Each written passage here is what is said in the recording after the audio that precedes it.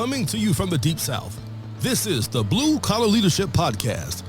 High-impact leadership is not reserved for leaders, and it has nothing to do with your position, title, or rank. However, it does have everything to do with your character. It's time to climb to the next level and beyond, personally and professionally. Now, let's start making it happen with your host, Mack Story. Hello, and thanks for listening to the Blue Collar Leadership Podcast today. Or this episode actually happens to be on video and it's uploaded to the Blue Collar Leadership YouTube channel. So you may be watching it there. Either way, we appreciate it. Got Ria with me today, and we're going to talk about the 5 types of leaders. And you may have seen the course. We've promoted that course. It's a free course, so you don't have to pay anything. But you go to the5typesofleaders.com and use the number 5 and not the word, not the letters. The5typesofleaders.com, and you can enroll in that course for free. Try it out. It's a 2-hour course. Comes with an 8-page downloadable workbook. Kind of fill in the blank. When you get done, you'll actually get the official certificate of completion with your name on it, the date and time that you finished it up. So we're just going to talk to you a little bit today. Just going to share with the folks who maybe haven't went through that course a little bit about what that course is about, and just provide some extra value to you. So glad to have you join me, Ria. Absolutely. This is kind of timely because I just got done on a podcast interview for somebody else's podcast. And I had an interesting question that I'd never really thought about. But this person was we were talking about the difference between management and leadership, right? We all know there is a difference. And I was explaining that. And she asked me in the interview, she said, have you ever seen where someone who, they were like me, I was a hardcore, wanted to manage things and processes and people, right? She said, have you ever seen someone who's just a firm manager make that shift into leading and inspiring people instead of trying to manage them? And if so, do they become a different type of leader? Do they become more of a servant leader? And you and I use the words high impact leader. It was a fabulous question, right? She was kind of getting at, is it more difficult when someone shifts? Are they better equipped to then step into that role of high impact leader? Are they more effective if they were more resistant to begin with? Does that make sense? Yeah, that's good. It was a good question. I'd love to hear your thoughts on it.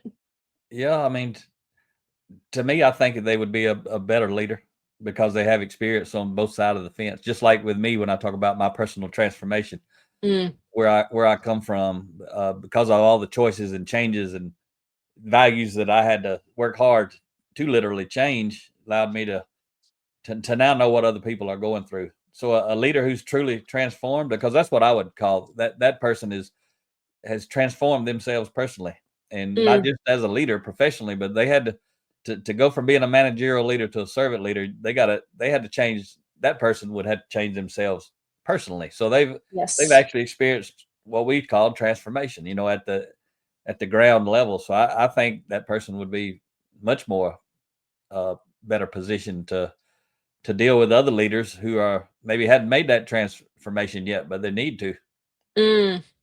Yeah, I think it's one of those things and we're going to get into the types of leaders and the transformation that's required there. But it's one of those things, right? You'd rather learn from a tour guide than a travel agent. Yeah. So somebody who's actually been there versus somebody who knows where you need to go and just wants to give you directions. Big difference. So what did you say when you answered that question? Something similar or different? Yeah, absolutely something similar. And I kind of added on to it. Absolutely. I think when someone is just more of a manager mindset and they make that shift, they are absolutely very impactful because they've had that transformation themselves, right? They get it at a fundamental level.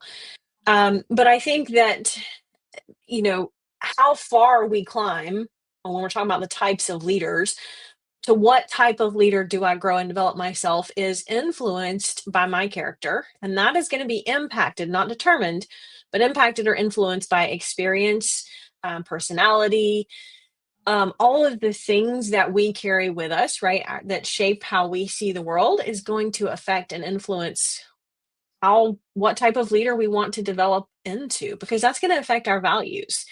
And so I don't know if I said it exactly like that in that podcast interview, but that's really, I think my perspective is when we talk about the different types of leaders, we're almost talking about them in terms of growth. And that is going to be impacted, not determined again, but impacted by who we are, which is affected by what we've been through. And kind of back around to, if I've made that shift myself, I'm better equipped to help somebody else. Yep. And so I just want to, for everybody who's wondering what the 5 types are, we're gonna break them down. Let's dig in briefly here, but real quick, just an overview. The first type we're going to talk about is the managerial type. Then we're going to talk about the relational type, then the motivational type, then the inspirational type, then the transformational type, which was kind of what we were talking about right there. That's kind of what I was saying, that person who you described as a high impact leader, servant leader, because of the transformation they also experienced. To me, that person probably is working pretty hard on being the transformational type leader, but we'll wrap that one up. But again, we're just going to give you basically about a 20, 25 minute overview here once we get going. But again, you can go get the free course, dive into it deep. It'll be much more squared away, especially if you download your workbook to go with you and really take a deep dive into it. And just to share with everyone, Ria, that's listening, this is content actually out of my first book, Defining Influence. That book is subtitle is Increasing Your Influence Increases Your Options. And that book's got a lot of, it's 250 pages. People who are familiar with my books, most people hadn't read that one. It's not the 30 chapter, 3 pages per chapter, 90 page total format. It's actually about 19 chapters, 250 pages. And if you go to bluecollarleadership.com/download and look for Defining Influence, you can read a 20-page excerpt from pretty far back in the book. I think it's chapter 9 or chapter 11 in the book. I can't remember, but I've kind of gotten past a lot of the personal development stuff. And in the chapters that I'm giving you there, it's actually talking more about leadership, leading other people. So that book goes really deep, but just go in there and look for the Defining Influence thumbnail, click on it. You ain't got to put an email. You ain't got to subscribe to nothing. You can just read it right there. And we won't ever even know you read it, but go dive in and you can learn some other stuff about that. But so let's get into it, Ria. Let's just give a little bit of brief overview about what leadership is. Yeah, so leadership as influence, and so many people, and I was one of those people that I first thought leadership is authority, leadership is title, leadership is rank. And when we understand leadership is influence, John Maxwell says leadership is influence, nothing more, nothing less. It's not about the title or the rank. It's just the ability to influence people at home and at work. And when we understand that leadership is influence, everyone is a leader, right? I had this discussion with a group of teens just last week. We were talking about leadership and influence, and one young lady was like, what happens if you're just there? You're not a leader. And I was like, that's not possible, right? You can't just be somewhere and not have influence on the people around you, positive or negative. So it really was a good question. From her perspective, she just didn't think of herself as a leader, but she very much is. And she just didn't understand leadership's influence, right? And so it was a really good talking point. When we think of that, everything or everyone is a leader. That means that everything that we do, we are either increasing influence or decreasing. Yeah, I would say, if I was in a room and people ask that question, I would talk about, because we're talking about leadership is influence. The person asked, what happens if you're just in the room, you're just sitting there doing nothing? Well, you ain't just sitting there doing nothing. You communicating to the world that you're the kind of person who walks in a room and sits there and does nothing. Yeah. There's a lot of people. I worked with a lot of people like that when we'd have meetings and we'd be on a mission to accomplish something. And especially when I was facilitating as a consultant, we got to go out and make something happen, improve some processes, and say, all right, who will take on this? You're looking for a volunteer, and some people sit there and do nothing, just like you said, and some people raise their hand and they take on the project. And so, somebody can be depended on, somebody can't be depended on. Yeah. Somebody's a connector, a communicator, somebody's not. Somebody wants to make things happen, somebody doesn't. And depending on who's in the room with you, just sitting there a lot of times is going to create a lot of distrust. Sure. Absolutely. So, talk about just a minute or two about what is a high impact leader, because that's kind of where we're talking about is 5 types of leaders and getting to be high impact. Yep. And if you watch it on the video, I got my handout here that goes that you can go download 8 pages and Yes. Mm-hmm. fill in blanks. But a lot of what we were referencing today, I'm just referencing from the handout. We already done the work, Ria, and we wanted to make it match. So what I talk about with high impact leaders is they always have high impact values.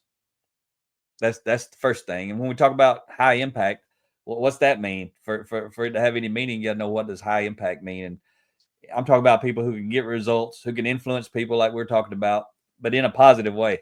Because leadership is influence. That can be positive or negative. So everything we're talking about assumes positive influence. So a high impact leader is able to influence a lot of people in a deep way because of the values that they've adopted. They teach those values, they model those values. At some point in their life, like you were started off this podcast with, they had to learn those values, and they might not have known them to start with. They might have been doing exactly the opposite. And so that's why, again, a lot of people transition, meaning transform from who they were into who they want to be. And their goal relative to what we talk about is becoming a high impact leader. Mm. So, when you talk about the high impact versus low impact leaders create distrust, right? Because they avoid taking responsibility for what is or isn't happening, right? High impact leader is taking responsibility. They know that they are either allowing it or preventing it or creating something to happen, right? And they accept that responsibility. A low impact leader says, it's not my fault, go somebody else, right? And so low impact leaders are always searching for other people to blame, and that creates distrust in the organization. I can tell you, I had an experience where I won't get into the whole story, but ultimately I had not done a good job on a project, and my leader, and it was a very public project, and my leader we were kind of just debriefing afterward, and she just said, "You know what? This is my responsibility. I didn't take the time I needed to understand the situation. It's not your fault." And boy, you know what? That just built so much trust with me because she didn't try to throw me under the bus. She just said, "Hey, I'm responsible." And that made such an impression. It created a huge amount of trust. Yeah, that's a big deal, isn't it? When a leader steps up and takes responsibility, especially when they Yes. could cast blame, be easy to Yep. cast blame, but they choose not to. So in our notes, we talked about what determines what type of leader someone is. And we're Hmm. going to touch on this as we move into the different types of leaders now, but just give you an overview: character, competency, focus. What's your focus? What are your values? And then what's your source of strength? The Mm. combination of those 5 things kind of determines what type of leader you are, is the way we teach it in this course, right? There's all kind of ways you could reframe something, view something, put it in a different context, but in the context we're talking about it, that's what we're talking about: character, competency, focus, what you focused on, your values, and then again your source of strength. And Mm. character, for those who don't know, is basically responsible for 87% of our influence, our results in life, and competency only 13%. You gotta Mm. have competency because you got to be able to do something. You got to have some kind of talent, ability, skills, knowledge, but it's your character that's going to maximize or minimize your competency. So let's dive into the first type of leader. Yeah. Type 1. The first type of leader is the managerial leader. Managerial leader. This person, their character is weak, right? And really they want people to serve them. They don't see themselves as a servant leader or a high impact leader. They think, "Oh, I'm the boss. People just need to do make my life easier." What do I call them, They're Maria? well, you call them Barneys. You call them low impact leaders, but we've heard the term supervisors before, and that's kind of gets us back to that Gary Ridge quote that I love. He says, "Micromanagement cannot be scaled." And a managerial leader, because they have a scarcity mindset, because they are weak and they don't have a strong character and they want people to serve them, they want to be in control. of everything, because they're afraid if they don't have control, they're afraid of, so many things. There's not a lot of character depth for that person. And so they do want to just control everything, but then they realize that they can't control everything and everyone, right? Micromanagement cannot be scaled. And ultimately, that person is not going to be successful at building trust and influence with their team. And they'll never be able to be effective as a leader if they stay managerial. That's true. And the reason I call people Barney, in case you was wondering and you had never listened to my podcast, it's the reference to the old show from, I guess, the 1950s or 60s. I don't even remember. It was black and white, but the Andy Griffith Show. And, Yep. The sheriff was Andy and the deputy was Barney. And Andy was actually a servant leader, a high impact leader, and had some good character and some good values that his foundation was built upon. And poor old Barney, he just wanted to be the boss. He right? did. I was Barney early in my career. That was me. Yeah. Barney, though, he wants to be in control. He won't tell everybody what to do. Gets mad when they won't listen. Don't understand why they won't listen. Don't do anything to build any relationships. And he's the perfect example of a managerial leader, right? Or low impact leader. He fits right here into this first type of leader today. So as we roll into the second type leader, second type leader is the relational leader. So the managerial leader wants to control folks, and they may or may not have a high degree of competency, but they've been put in a position, so they got artificial influence, they got authority. But the relational leader is trying to build the relationship. That's why we call them the relational leader. They may not get great results.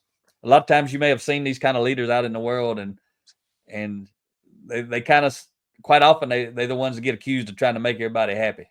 They get accused of not holding people accountable. They want to be everybody's friend. Doesn't mean they're a bad person. It just means they're an ineffective leader. And we're talking about leadership. Yeah. I had someone that I reported to in my career, great relational leader, cared about people, built great relationships. Really, you just knew that person cared about you, but their weakness was not holding other people on the team accountable. And it frustrated me because I wanted to do a good job. I wanted to take care of my work. And when I would come in and not everybody else was held to the same standard, it really created a lot of tension, a lot of frustration, a lot of conflict between team members because, some people had different standards and everyone wasn't held accountable.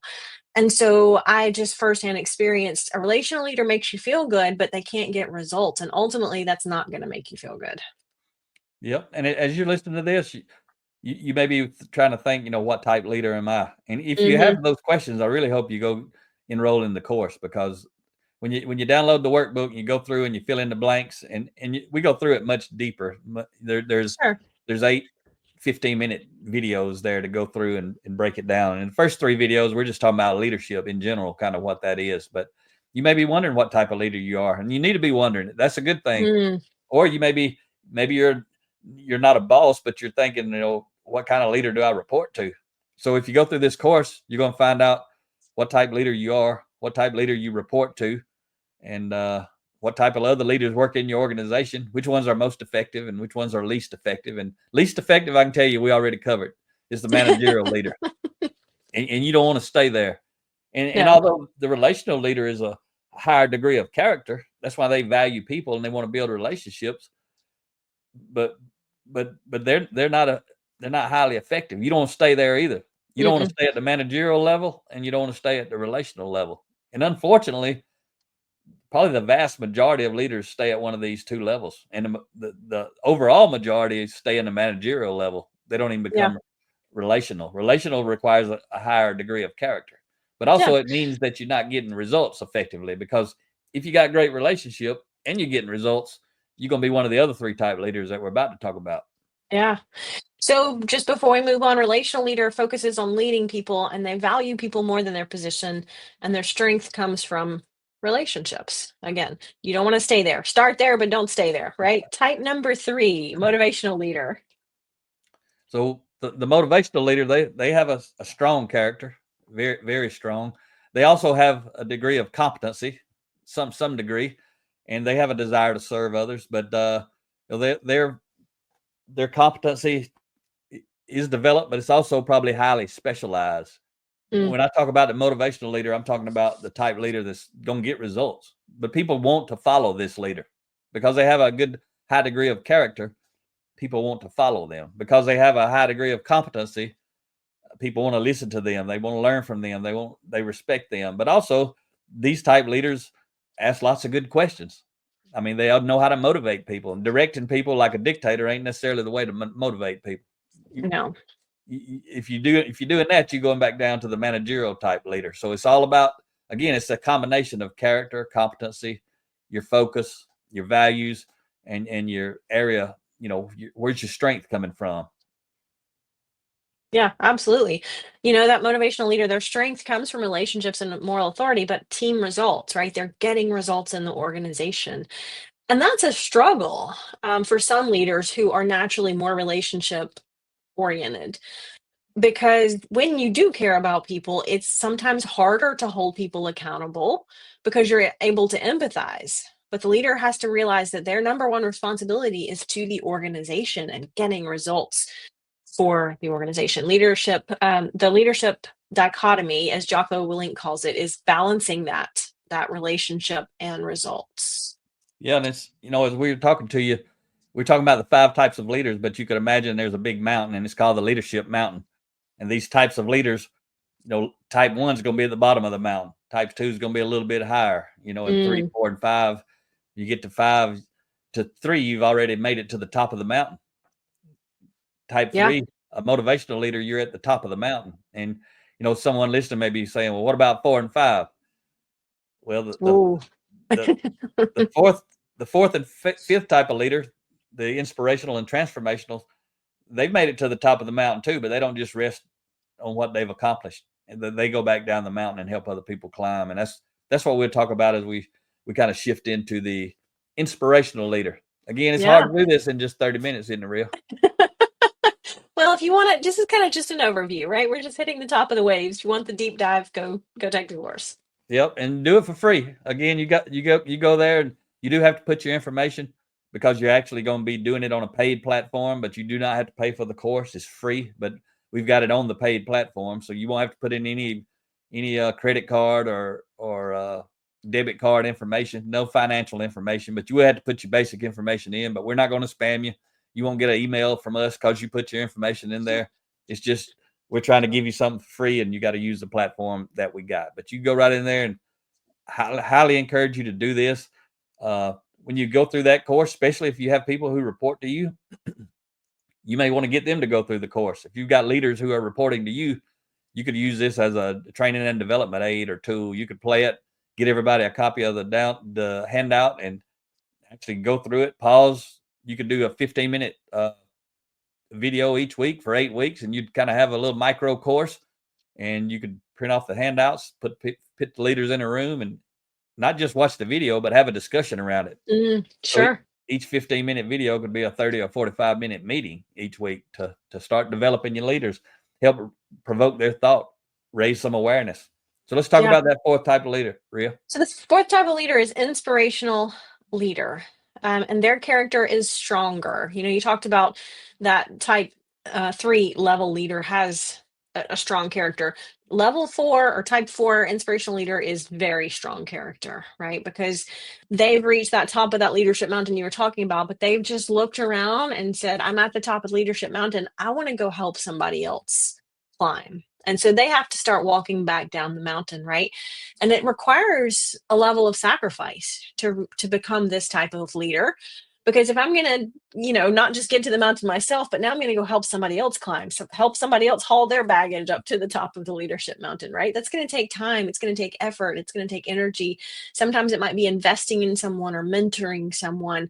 I've got to value that other person at a higher level, and that requires a stronger level of character. Character is not just bad or good in terms of person. I mean, it can mean that, but that's a very simple definition. The character is also the degree of our development in and of ourselves. Yeah, and as you consider these 5 types of leaders, the person's character, the leader's character at each level or each type, as you climb up that mountain, character is increasing every time. Every type leader from from the first type to the fifth type, the character 100% is improving, because even though the relational leader has a higher degree of character than a managerial, and they want to build relationships, they don't have a high enough degree of character to actually want to get results on top of those relationships, which is what makes them a relational leader. If they were getting results, then they're a motivational leader. If they build strong relationships and they get results.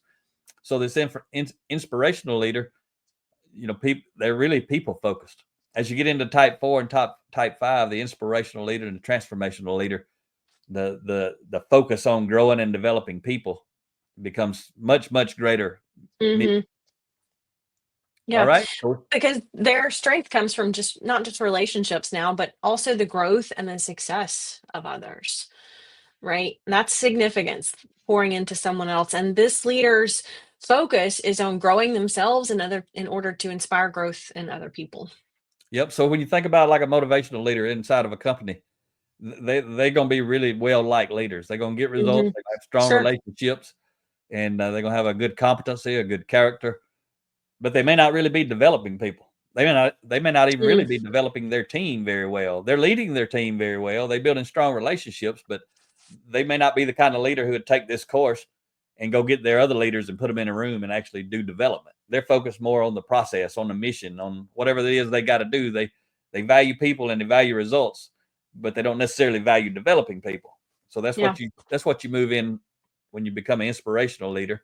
And then now on the fifth type leader, the transformational leader, you may quit working in a company like Ria and I did, and you go out and get into the world, and that's your complete mission, is to grow and develop people. Yeah. So type 5, transformational leader, their character is the strongest. They desire to serve others, to help others, and their focus is on leading people. And they focus on developing motivational and inspirational leaders, right? They're focusing on developing other leaders. And they're the most effective because they have the most influence. They have the deepest influence. They have the widest influence. Like my background's manufacturing, but Ria and I speak all over the place. Her background's healthcare administration, but again, we speak all over the place. And we speak to prison wardens. We've had some really cool. We actually we're part of a 9-month transformational leadership program with prison wardens for multiple years. There was 30 or 40 of those prison wardens going through a transformational leadership development program, 9 months for them. Ria and I only participated, I think, 3 times. They were doing something once a week though for 9 months. They were getting all kind of resources to pour into them. But that's what they were focused on: transformational leadership of their team and their facility. So a transformational leader's purpose is to transform others, right? They've been through that transformation themselves, like we talked about. Now they're helping other people walk through that transformation. And this type of leader has influenced people for years, right? This is legacy. This isn't just a 6-month deal. This is walking in the shoes for years and years and pouring into people at such a deep level that they are able to transform too, right? That you're helping facilitate their growth and transformation. And that takes time. That takes a lot of time. This isn't something that you can microwave and it comes out ready to eat. You're right. And you opened up talking about the person who had transformed themselves as a leader. Would they be more effective or whatever? And it fits right into this fifth type leader, as we said then. But part of that is because they have transformed, they realize that everybody who hasn't transformed is capable of transforming. Sure. We're leaders who maybe just have a high degree of character and they start out that way and they're good people. They as teenagers, they're good people. And then as they grow up to be adults, they're good people. They have a high degree of character all the way through their life. Those people may not realize that other folks can change. So they may not be able to motivate and inspire them. They're not going to have the stories like we do. We got stories. We got stories where we got it wrong in life. But if you've been pretty strong and good in life, you ain't gonna have near as many cool stories of where you got it wrong, or where you changed your mind or changed your thinking and changed your results, right? I like that. Change your mind, change your thinking, change your results. Oh, that's good. Yep. So hope you got value out of this little preview of the 5 types of leaders. And again, go to the 5typesofleaders.com. You can sign up, register for that. Get your whole team to do it if you like it. If you're a parent of a high school student or a college student, especially if they're going to work in the the blue collar industries, but this lesson has nothing to do with blue collar or white collar. It's just about the different types of leaders. Get them to enroll with it, into it. Go through it with them. Anything else, Ria? That wraps it up. All right, folks. I hope you enjoyed today's podcast. Talk to you next time. Make it happen or someone else will. It might as well be you. Are you serious about taking your career and your life to the next level and beyond? Check out Mack Story's Blue Collar Leadership Series books and others, now available on audio, along with paperback and ebooks at Amazon and Audible. Please visit bluecollarleadership.com to learn about Mack's books, programs, special offers, and more. Thank you for listening to the Blue Collar Leadership Podcast.